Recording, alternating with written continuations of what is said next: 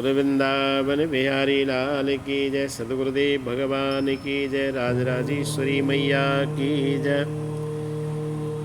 राधे कृष्णा मित्रों, एक बार फिर से आप सबका अपने YouTube चैनल पर हार्दिक अभिनंदन करता हूँ, स्वागत करता हूँ। आप देख रहे हैं हमारा चैनल स्वामी भक्ति सागर, और आज इस चैनल के ऊपर आप करवा चौथ की व्रत कथा सुन रहे हैं।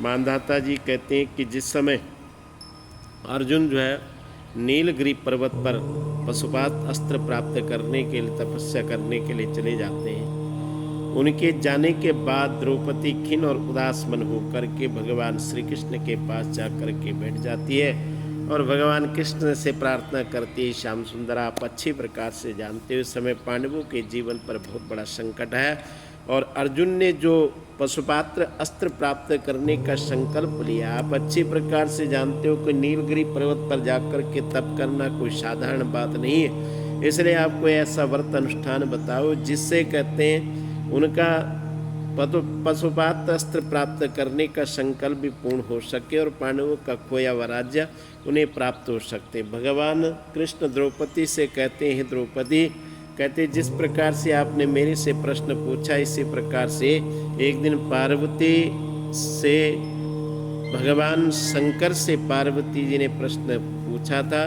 पार्वती जी कहते हैं भगवान शंकर कैलाश पर्वत के ऊपर बैठे, पार्वती जाकर के उनके चरणों में प्रणाम करती है, और जिस प्रकार से तुम प्रश्न करते हैं कली काल के जीवों के संकट निवारण के लिए कोई व्रत अनुष्ठान बताए, तो भगवान शंकर पार्वती को ये कथा सुना रहे हैं और भगवान कृष्ण द्रौपदी को इस कथा वनवास में जाकर के सुना रहे हैं। भगवान शंकर कहते हैं पार्वती आपने लोक कल्याण हित के लिए बहुत सुंदर प्रश्न किया।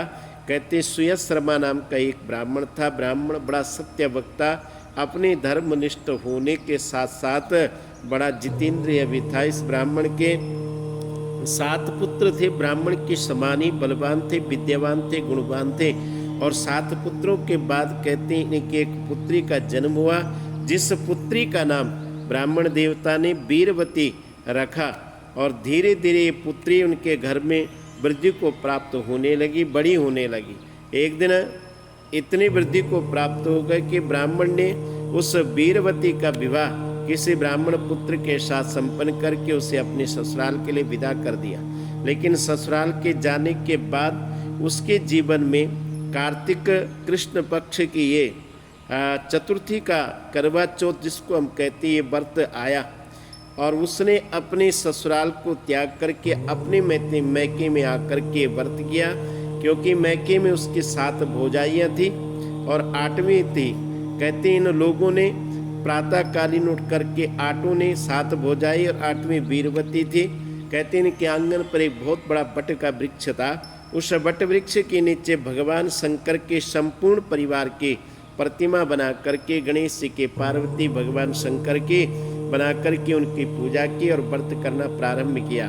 मेरे मित्रों, आप जितने भी इस कथा को सुन रहे हैं, कहते वीरवती की जो भौजाइयाँ था ये पहले भी व्रत को कर चुके थे, और वीरवती के जीवन में पहली बार व्रत था, क्योंकि करवा चौथ की जो व्रत कथा या करवा चौथ का जो व्रत है विवाह होने के बाद ही ये व्रत स्त्रियां रखती है, इसलिए इसका नियम है। तो वीरवती का विवाह होने के बाद पहला व्रत था, इस कारण से इससे भूख और प्यास जो सहन नहीं हो रही थी। ज्यों ज्यों दिन बढ़ता गया, दिन आगे बढ़ता गया, त्यों त्यों भूख और प्यास के कारण वीरवती का शरीर जो है व्याकुल होने लगे। वीरवती के जो 6 भाई थे वो वीरवती के साथ बड़ा प्रेम करते थे, बड़ा स्नेह करते थे, क्योंकि उन भाइयों की एक ही बहन होने के कारण भाइयों ने देखा कि धीरे धीरे वीरवती का शरीर व्याकुल हो रहा है, और उनको ऐसा लगा कि अगर वीरवती भोजन नहीं करती, जल नहीं पीती, तो कहीं ना कहीं ये मृत्यु को प्राप्त हो जाएगी।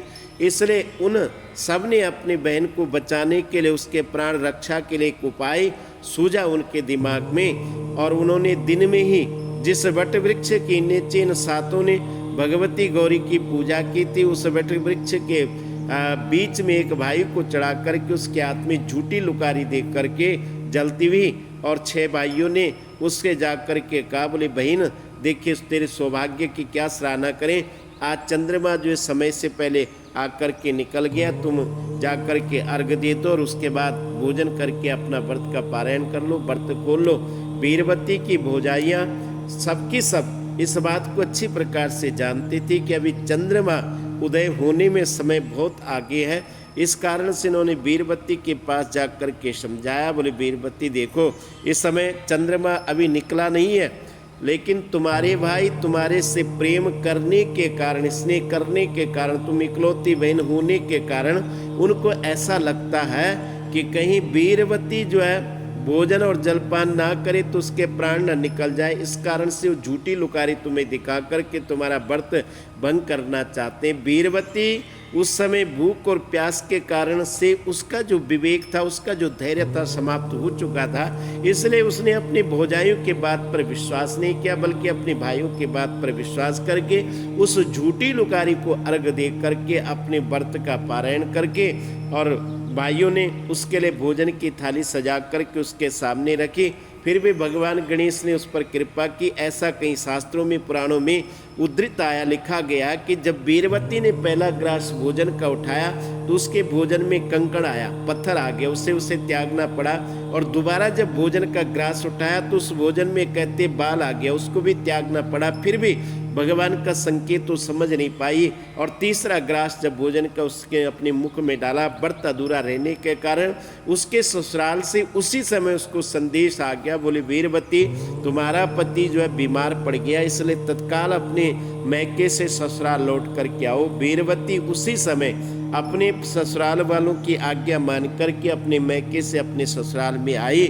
और वहाँ उसने देखा कि सचमुच उसके पति की स्थिति ऐसी हो गई कि वो शरीर से कहते न उठ सकता, न बैठ सकता, न चल सकता, न फिर सकता, न भोजन कर सकता, एक खटिया पर पड़ा हुआ अचेत अवस्था में। और वीरवती को ऐसा लगने लगा कि इसके प्राण अभी निकले तभी निकले, समाप्त होने वाला है। और उसके बाद वीरवती, एक स्वाभाविक संसार का नियम है, वीरवती ने अपने पति के प्राणों की रक्षा करने के लिए अनेक प्रकार की औषधि और डॉक्टरों की व्यवस्था की। और जिस कारण से उसका जितना भी धन उसके पास था वो समाप्त हो गया। उसके बाद जो पिता ने सोने के गहने दिए थे उनको बेच करके उसने अपने पति का इलाज कराया। फिर भी कहते हैं उसका पति स्वस्थ नहीं हुआ। एक समय 11 महीने का समय इसी प्रकार से वीरवती का बीत गया। अगले साल का दोबारा कार्तिक कृष्ण पक्ष की चतुर्थी आई और उस दिन फिर से उनके गांव में सभी स्त्रियां सज धज करके करवा चौथ के व्रत रखने के लिए तैयार हो गई।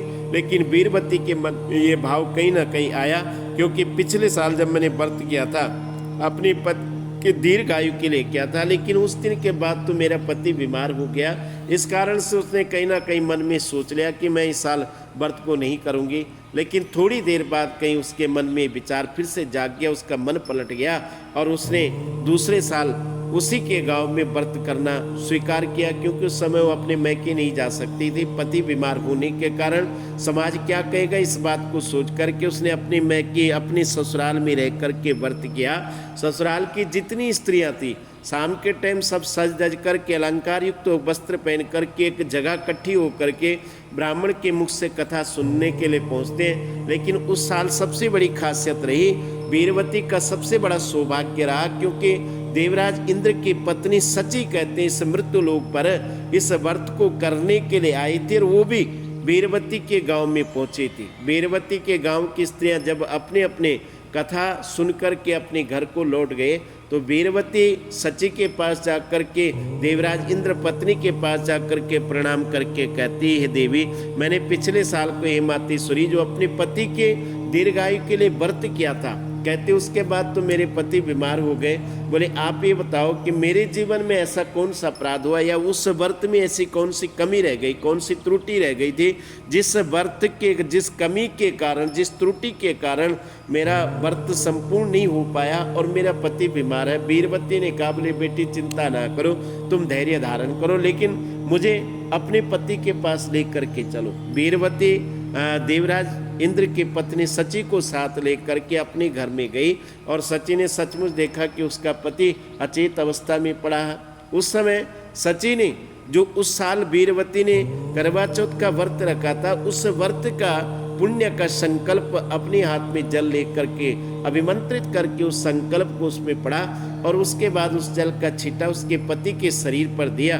और छींटा देने के तुरंत का तत्काल ही उसका पति उठ करके बैठ गया। 11 महीने से जो बीमार पड़ा था, ना भोजन कर रहा था, वो स्वस्थ होकर के तुरंत उठ करके बैठ गया। वीरवती देख करके बड़ी आश्चर्यचकित हुई और वीरवती ने सची को प्रणाम करके कहा, हे माता, आप ये बताओ कि आपने मेरे पति को पुनः जीवित कैसे कर दिया, यानी स्वस्थ कैसे कर दिया।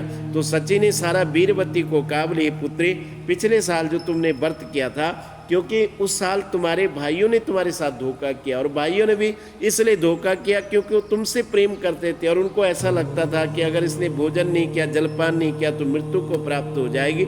इस कारण से झूठी लुकारी तुम्हें दिखा करके तुमने चंद्रमा को अर्घ नहीं दिया, बल्कि झूठी लुकारी को अर्घ दे करके व्रत खोल दिया था। इस कारण से तुम्हारा व्रत अधूरा रह गया था और उसी के कारण तुम्हारा पति बीमार हो गया। लेकिन इस साल जो तुमने व्रत बड़ी श्रद्धा के साथ, निष्ठा के साथ, विश्वास के साथ किया, उस व्रत के फल को ही मैंने अभिमंत्रित करके तुम्हारे पति के ऊपर छींटा दिया, इसलिए तुम्हारा पति पुनः स्वस्थ हो गया। वीरवती को प्रणाम करके, वीरवती ने सची को प्रणाम करके कहा, बोले, आप मेरा जीवन धन्य कि आपके दर्शन हो गए, जिससे मेरा पति स्वस्थ हो गया। भगवान कृष्ण द्रौपदी को उस कथा को वनवास काल में सुना रहे थे। भगवान शंकर पार्वती को कैलाश में बैठकर के इस कथा को श्रवण करा रहे थे। भगवान कृष्ण द्रौपदी को कहते हैं, द्रौपदी, जिस प्रकार से वीरवती का जीवन का संकट मिटा, उसी प्रकार से मुझे ऐसा विश्वास है कि इस चतुर्थी के व्रत रखने से आपके भी जीवन का संकट मिटेगा। आगे भी कली काल में जो कहते हैं, जो कार्तिक कृष्ण पक्ष की चतुर्थी का ये गणेश भगवान की प्रसन्नता के लिए इस व्रत को करेंगे। भगवान गणेश की कृपा से उनके जीवन के जितने भी संकट और जिस कामना के साथ ये व्रत करते हैं, भगवान उनकी वो कामना संपूर्ण करें। जय श्री कृष्णा, जय श्री राधे। आप सबके लिए करक चतुर्थी के पावन व्रत की शुभकामनाएं प्रदान करते हुए यहाँ पर विराम करते। जय श्री कृष्णा।